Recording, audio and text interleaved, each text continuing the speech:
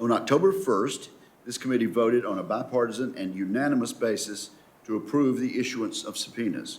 After discussions among representatives of the companies and the committee, the witnesses agreed to attend the hearing voluntarily and remotely. There is strong agreement on both sides of the aisle that hearing from these witnesses is important to the deliberations before this committee, including deliberations on what legislative reforms are necessary to ensure a free and open internet.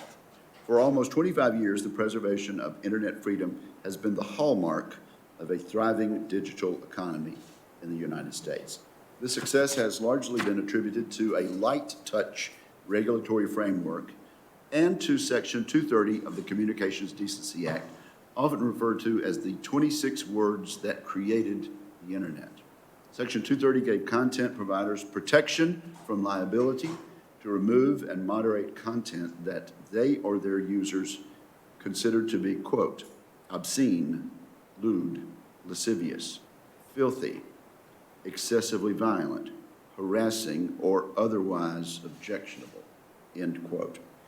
This liability shield has been pivotal in protecting online platforms from endless and potentially ruinous lawsuits. But it has also given these internet platforms the ability to control, stifle, and even censor content in whatever manner meets their respective standards. The time has come for that free pass to end.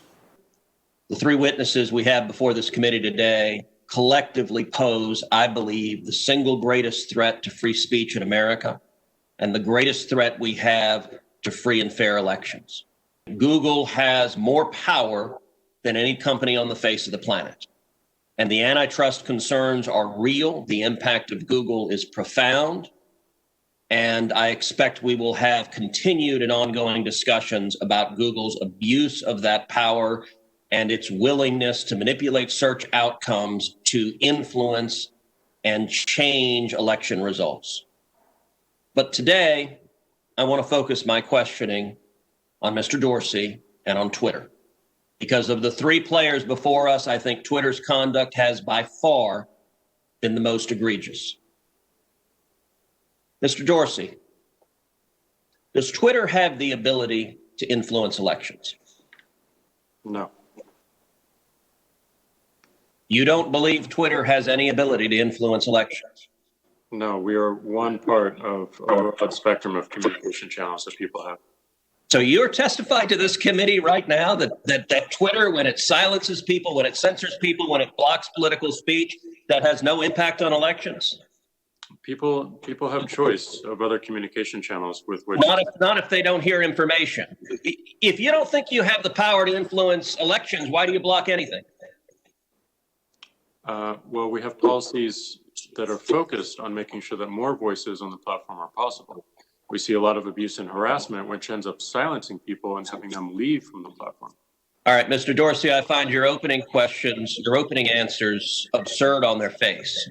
2 weeks ago, Twitter made the unilateral decision to censor the New York Post in a series of 2 blockbuster articles, both alleging evidence of corruption against Joe Biden, the first concerning Ukraine, the second concerning communist China. And Twitter made the decision, number one, to prevent users, any user, from sharing those stories. And number two, you went even further and blocked the New York Post from sharing on Twitter its own reporting. Why did Twitter make the decision to censor the New York Post? We had a hack materials policy that we. When was that policy adopted? In 2018, I believe. In 2018, go ahead. What was the policy? So the policy is around limiting the spread of materials that are hacked. We didn't want Twitter to be a distributor for hack materials. We found that the New York Post, because it showed the direct materials, screenshots of the direct materials, and it was unclear how those were attained, that it fell under this policy. Now, so in your view, if it's unclear the source of a document, and in this instance, the New York Post documented what it said the source was, which it said it was a laptop owned by Hunter Biden that had been turned into a repair store. So they weren't hiding what they claimed to be the source. Is it your position that Twitter, when you can't tell the source, blocks press stories? No, not at all. Our team made a fast decision. The enforcement action, however, of blocking URLs, both in tweets and in DM, in direct messages, we believe was incorrect. Let me ask you something. You claimed it was because of a hacked materials policy. I find that facially highly dubious and clearly employed in a deeply partial way. Did Twitter block the distribution of the New York Times' story a few weeks ago that purported to be based on copies of President Trump's tax returns? We didn't find that a violation of our terms of service and this policy in particular because it was reporting about the material. It wasn't distributing the material. Okay, well, that's actually not true. They posted what they purported to be original source materials, and federal law, federal statute makes it a crime, a federal felony, to distribute someone's tax returns against their knowledge. So that material was based on something that was distributed in violation of federal law, and yet Twitter gleefully allowed people to circulate that. But when the article was critical of Joe Biden, Twitter engaged in rampant censorship and silencing. And again, we recognized errors in that policy. We changed it within 24 hours. I'd like to begin by making 2 points.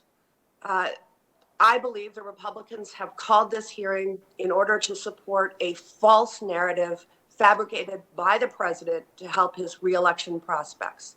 And number 2, I believe that the tech companies here today need to take more action, not less, to combat misinformation, including misinformation on the election, misinformation on the COVID-19 pandemic, and misinformation and posts meant to incite violence. And that should include misinformation spread by President Trump on their platforms. Mr. Zuckerberg, I want to turn to you to talk about the ongoing issue of right-wing militias using Facebook as a platform to organize and promote violence.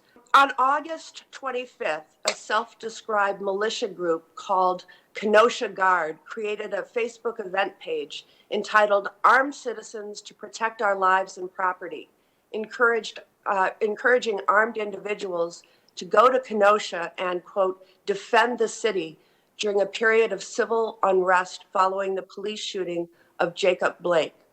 That evening, a 17-year-old from Illinois did just that and ended up killing 2 protesters and seriously injuring a third.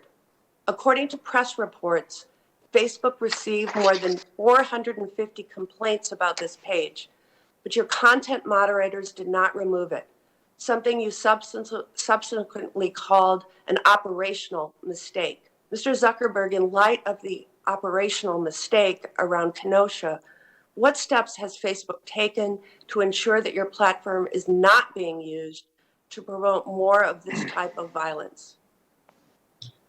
Thank you, Senator. This is a big area of concern for me personally and for the company.